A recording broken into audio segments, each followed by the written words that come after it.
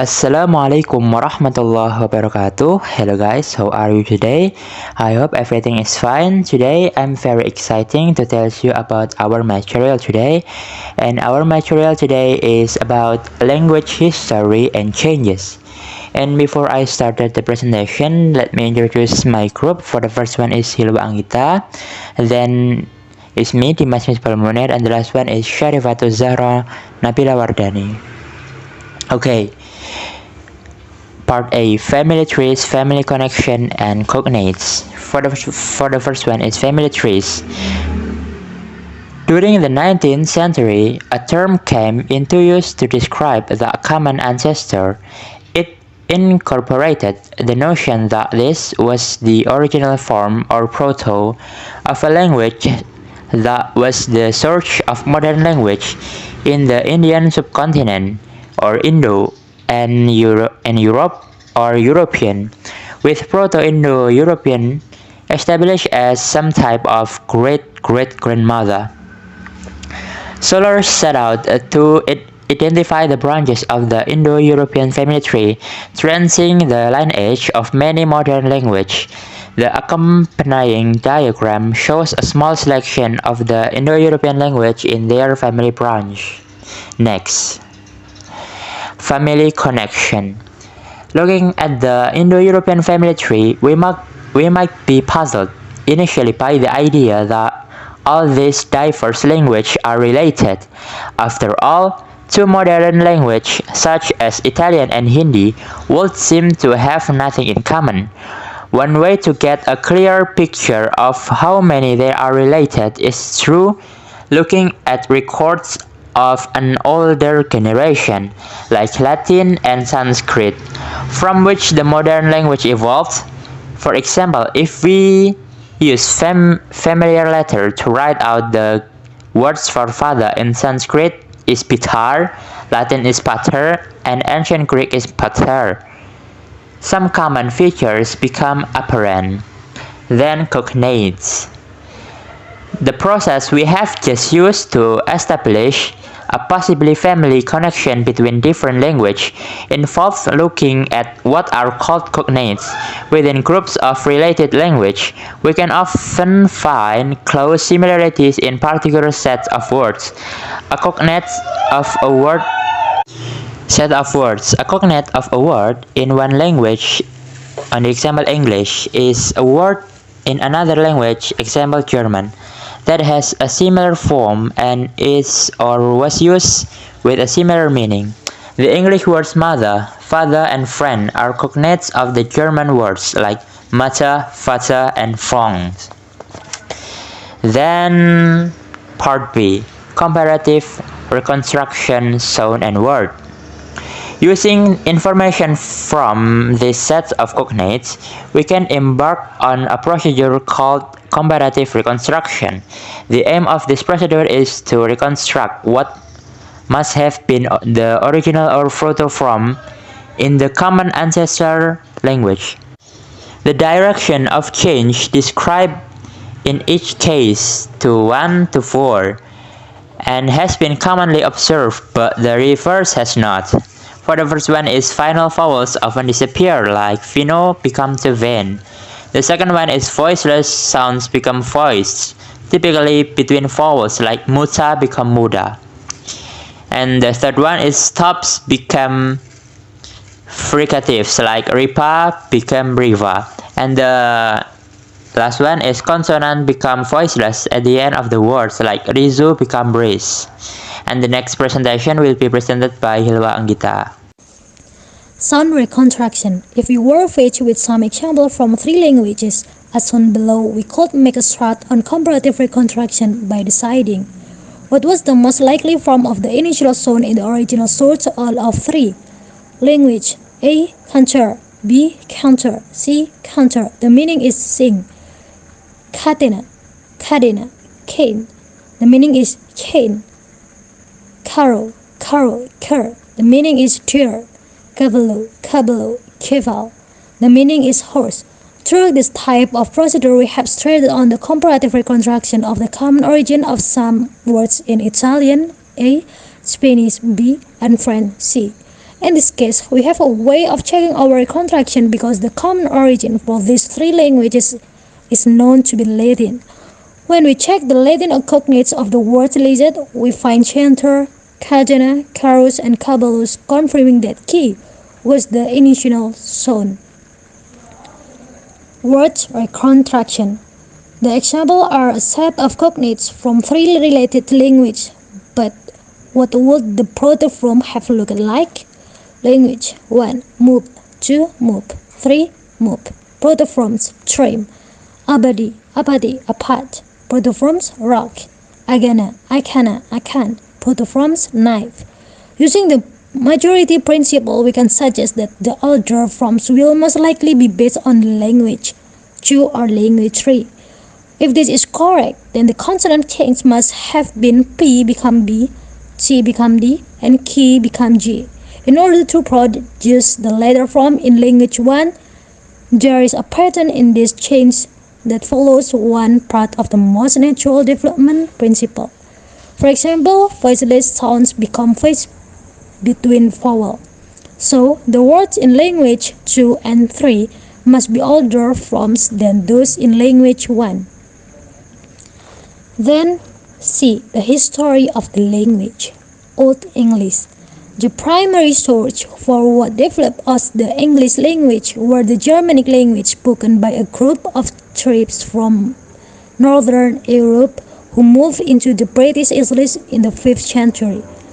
From this early version of English, now called Old English, we have many of the most basic terms in the language: man, wife, woman, child, house, maid, food, eaten, eat. Middle English. The event that marks the end of the Old English period and the beginning of the Middle English period is the arrival of the Norman French in England. Following their victory at Hastings under William the Conqueror in 1066, the French-speaking infants became the ruling class. So that the language of the nobility, the government, the law, and civilians lived in England for the next 200 years was French. It is the source of words like army, court, defense, faith, prison, and tax.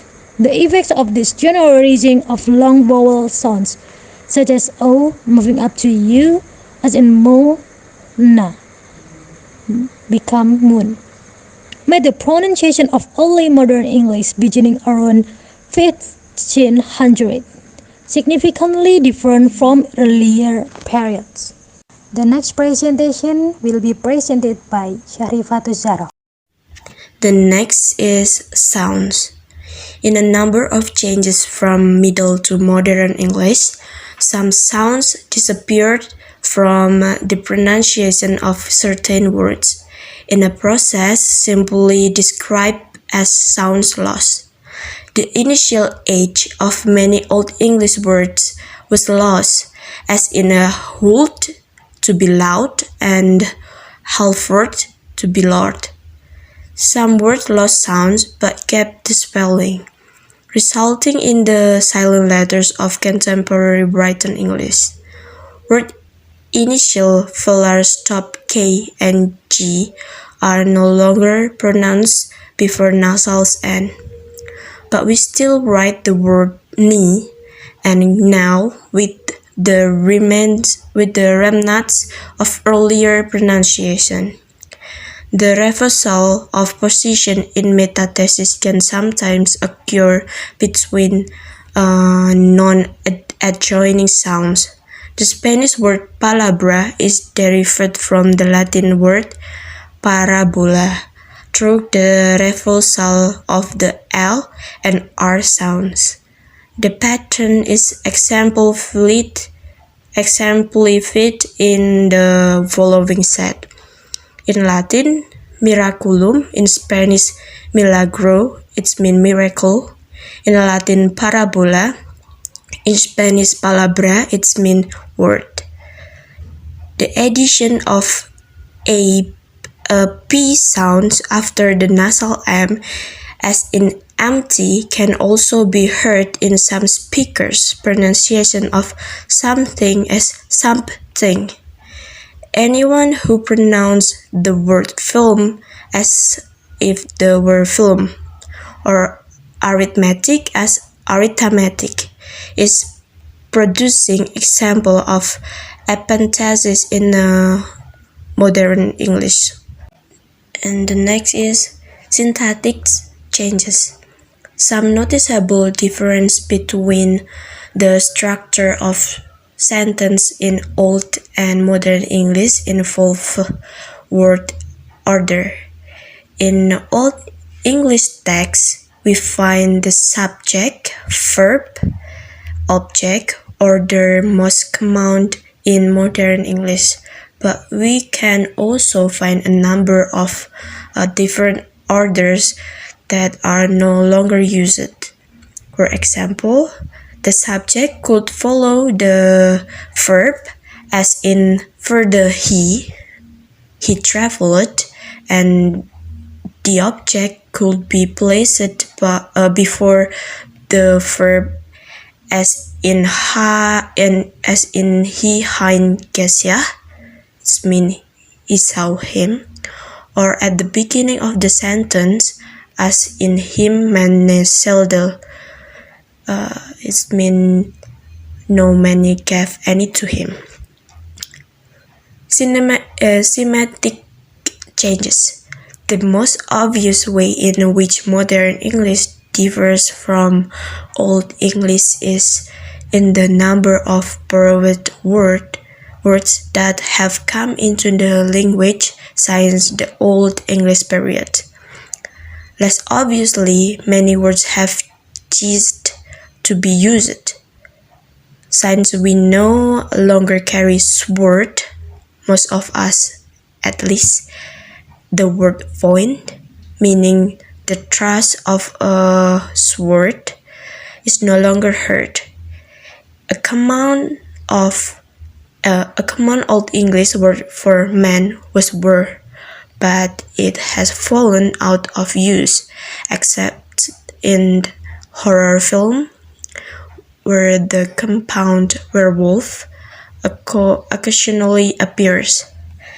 A number of expressions such as low, verily, or egad are immediately recognized as belonging to a much earlier period, along with certain medieval-sounding names such as Bertha, Egbert, and Percival. Another example is the modern use of the word dog. We use it very generally to refer to all breeds, but it isn't altered from Old English doga. It was only used for one particular breed. D. Diachronic and synchronic variation. Each new generation has to find a way of using the language of the previous generation. In this unending process whereby each individual child has to recreate the language of the community, there is an unavoidable propensity to pick up some elements exactly and others only approximately. There is also the occasional desire to be different. Given this tenuous transmission process, it should be expected that languages will not remain stable and that change and variation are inevitable. Diachronic variation is variation in language from the historical perspective of change through time. Synchronic variation is in terms of differences within one language in different places and among different groups at the same times. Okay, that's all the presentation from our group. And for discussion time, we are open 3 questions. If you have any question, please feel free to ask. And sorry if there are any mistake. Thank you very much for your great attention. I hope you all have a great day. Wassalamualaikum warahmatullahi wabarakatuh.